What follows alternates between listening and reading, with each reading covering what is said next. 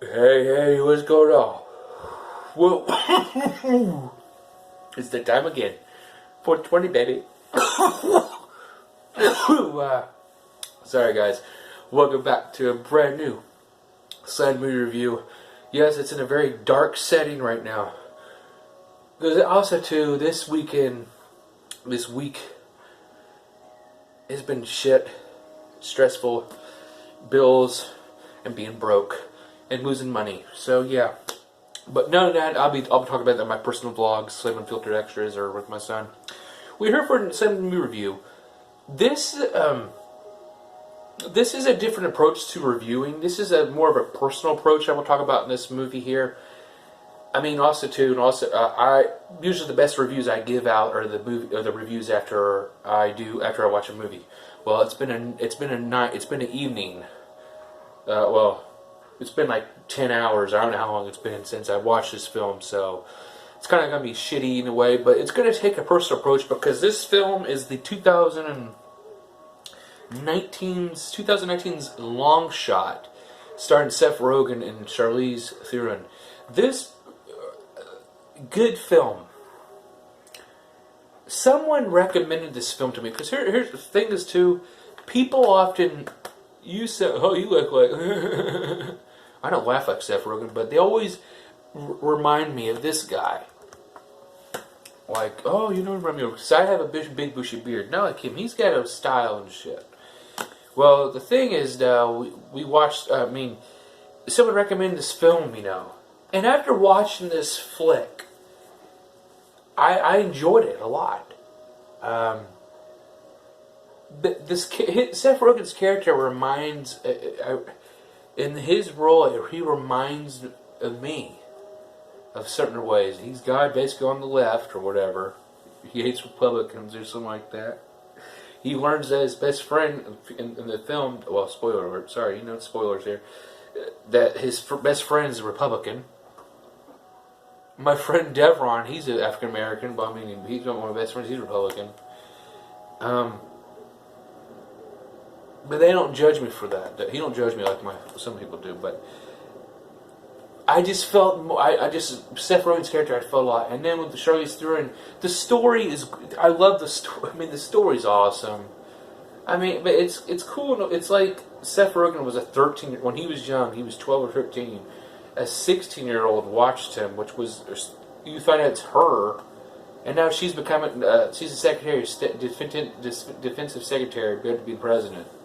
So she can still have fun too, everybody has their own lives, And it worked. It really fucking worked. The only problem about this film, I could say, too damn long for a romance film like this. God, foot blister from hell. This movie was 125 minutes. I still gotta watch damn Avengers Endgame. That's 181. Oh boy. I gotta watch that tomorrow. That's gonna be, I don't know how that's gonna go. I might at the bar again.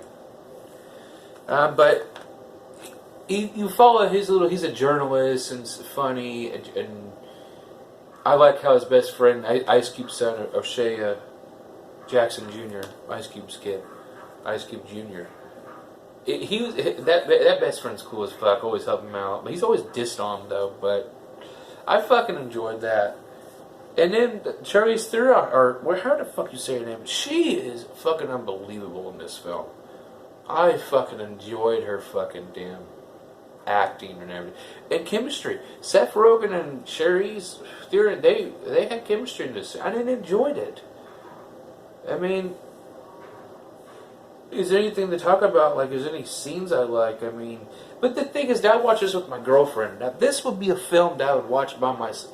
If this would be the film that one of my single days. Like, I used to watch the romance films, when I was single, I didn't have nobody.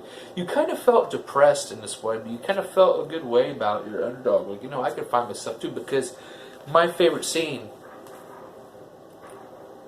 is the very last, what she says to him, she loves him, and Seth Rogen just sits there, like, look all puzzled, but he says, He says, I fell in love. I fell in love with you since I was 12 years old. And it was like you felt that moment.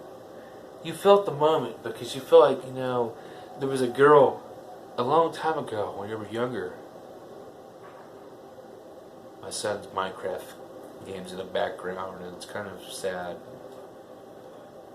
It gets to me all the time, but it was like, remember that girl, you dreamed about, and you look at this, she's the Secretary of State, and he becomes the Mister, supposedly, though. And the funny fucking thing about this, too, is their relationship's going to go home because he fucking has a video of him jerking off to her. And then they don't give a fuck, and then they're all famous and shit. I enjoyed it. I mean, it was pretty good, but it was long as fuck. Didn't need to be that fucking long, but I enjoyed it. It's funny. Seth Rogen's hilarious in this shit. It felt very personal to me because it felt like the movies. It also felt like it was 10 years ago. It was.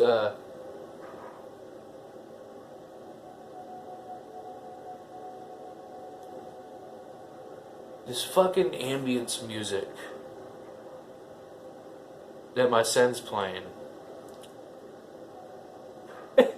It makes you think, and I know this is not movie related, but damn.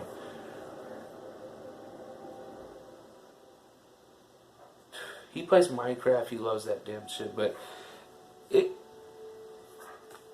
that music too. Watching this film, it reminded me back when I was young. When it was the young teenager, single and stuff. And there's times where you're alone. Okay, that's sort of slim unfiltered, but this movie felt like, watching it with my girlfriend was very weird, different, because, I don't watch much, well, now I do watch romance films since I've been with her, since we've been together since last year. But I definitely enjoyed this. I definitely recommend this film. It's so dark in here. Sorry, guys. I definitely recommend this film a lot, though. Rewatchable. I would say yes, but then again, I like the film, but I'd probably just go back and watch scenes or skip a little bit because really since I've seen it all, because it's a long fucking film. But I do definitely recommend it and kind of rewatchable in a way. So yeah, that's all it was to me. Seth Rogen, I love him in this fucking flick. Sherry's, it's a fucking guy who was a nerd and he felt down all of his, he was a shit. And then he got the fucking chicken shit. So, I love it. I think you guys will love it too. But I'm STS, and I'm getting the hell out of here. Peace. See you in the next movie review.